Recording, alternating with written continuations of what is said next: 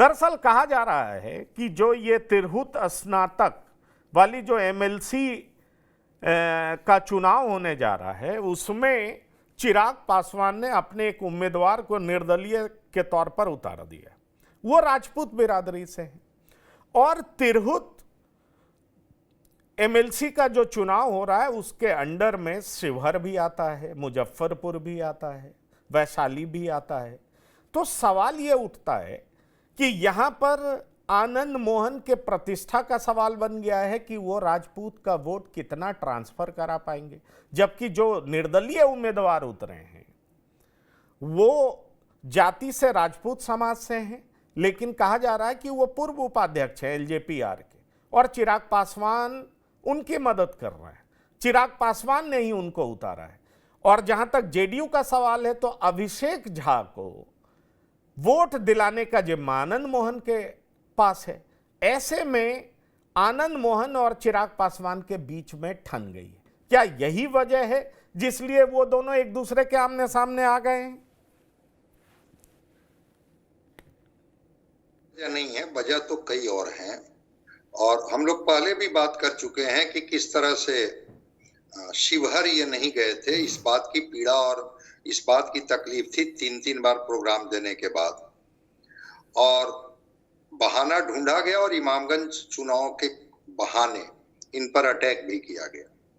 लेकिन वो जो उम्मीदवार हैं, ठीक है, वो चिराग पासवान का उनको समर्थन प्राप्त है नहीं प्राप्त है ये तो चिराग पासवान बताएंगे। लेकिन हाँ, ये बात है कि उनके पिताजी भी लोजपा के बड़े मजबूत व्यक्ति थे और आपने सुना होगा वो घटनाक्रम जिसमें वो राघोपुर के इलाके के बड़े दबंग थे, बाद में उनकी हत्या हो गई थी, उन्हीं के वो पुत्र हैं। तो चिराग रामविलास पासवान जी के प्रति भी बड़े लॉयल थे वो। चिराग पासवान अब कितना उनकी मदद कर पाएंगे, कितना उनको वोट दिला पाएंगे, ये तो एक सवाल है। लेकिन आनंद मोहन एक परसेप्शन बनाने की कोशिश जरूर करते हैं कि पूरे बिहार में राजपूतों के नेता हम हैं।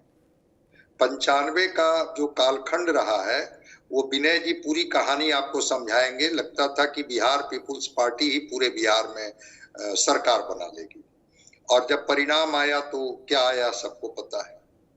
तो आनंद मोहन एक दावेदारी जरूर करते हैं कि राजपूत समाज को जो हम कहेंगे हमारे ही इशारे पर वोट करेंगे।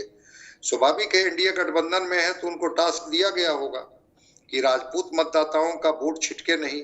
जब से विनायक गौतम आए हैं, डॉक्टर विनायक गौतम, वो डॉक्टर विनायक गौतम के बाद स्थिति थोड़ी बदल गई है और एक ब्राह्मण उम्मीदवार भी बड़े मजबूत हैं। देवेश चंद्र जो हैं वो जरूर कह रहे हैं कि किसी भी कीमत पर ये सीट हम जीतेंगे।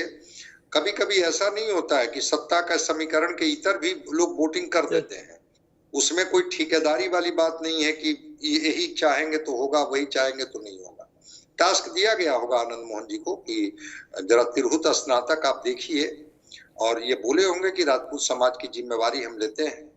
लेकिन उनके पिता जिनके तरफ आप राकेश रोशन के बारे में बोल रहे हैं, वो उस कद्दावर नेता रहे हैं, मजबूत रहे हैं।